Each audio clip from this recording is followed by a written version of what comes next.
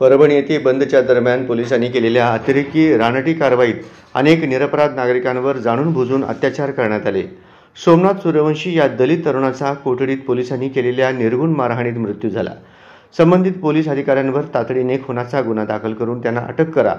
मृताच्या कुटुंबियांना 50 लाख रुपयांची तातडीची मदत जाहीर करा आणि कुटुंबातील एका व्यक्तीला कायम शासकीय सेवेत सामावून घ्या, अशी मागणी मार्क्सवादी कम्युनिस्ट पक्ष करत आहे। त्याचबरोबर कोम्बिंग ऑपरेशनच्या नावे दलित वस्त्यांमध्ये घुसून महिला सकट निरपराध नागरिकांना अमानुष मारहाण करणाऱ्या पोलिसांवर, त्यांना तसा आदेश देणाऱ्या पोलीस अधिकाऱ्यांवर तातडीने कठोर कारवाई करावी। दलित नागरिकांवर दाखल करण्यात आलेले गुन्हे त्वरित मागे घ्यावेत, अशी ही मागणी मार्क्सवादी कम्युनिस्ट पक्ष करत आहे।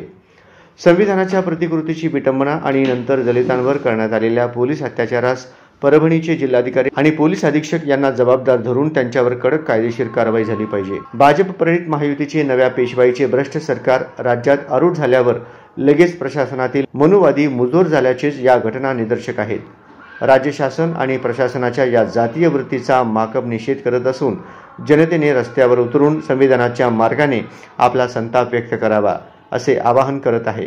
त्यानुसार माकपने शेकडो कामगारांना घेऊन 14 डिसेंबर 2024 रोजी जिल्हाधिकारी कार्यालय येथे तीव्र निदर्शने करण्यात आलेले आहेत। याबाबत भविष्यात उग्र आंदोलन करण्यात येईल। राज्यातील सामाजिक सलोखा जोपासण्यासाठी, संविधानाचे रक्षण करण्यासाठी मार्क्सवादी कम्युनिस्ट पक्षाचा प्रत्येक सैनिक प्रयत्नांची पराकाष्ठा करेल, असे वचन सर्व दलित, श्रमिक व पीडितांना पक्ष देत आहे, असे कॉम्रेड आडम मास्तर म्हणाले।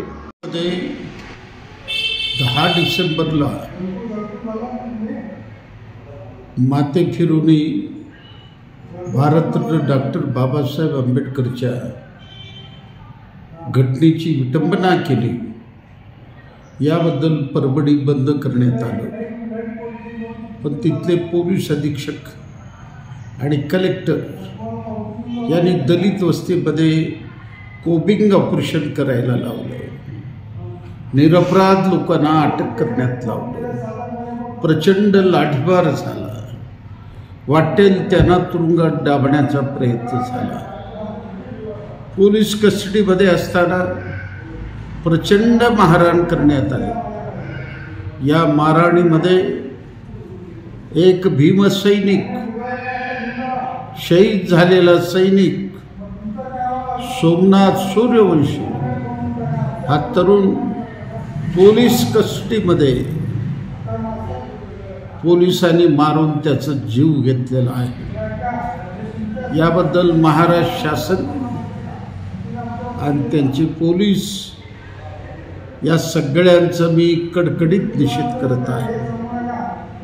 14 तारखेला जिल्हाधिकाऱ्यापुढे काळे झेंडे लावून प्रचंड निदर्शनं आम्ही केलेले आहे।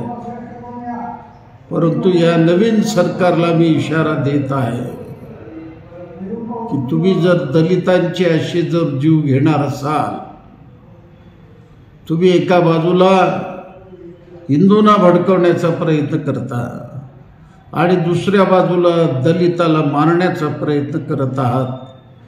म्हणून आंबेडकरी जनता, श्रमिक जनता, दलित जनता एकत्रित होऊन या सरकारविरुद्ध उग्र निदर्शन करू आणि दलिताला संरक्षण दिल्याशिवाय आम्ही गप्प बसणार नाही। या शहीदाच्या घरामधील एकाला सरकारी नोकरी मिळायला पाहिजे, 1 कोटी रुपयाची नुकसान भरपाई त्यांना मिळायला पाहिजे आणि ज्याला जबाबदार आहेत त्यांच्यावर कडक कायदेशीर कारवाई व्हावी, अशी मागणी मार्क्सवादी कम्युनिस्ट पक्षाचा माजी आमदार म्हणून मी करत आहे।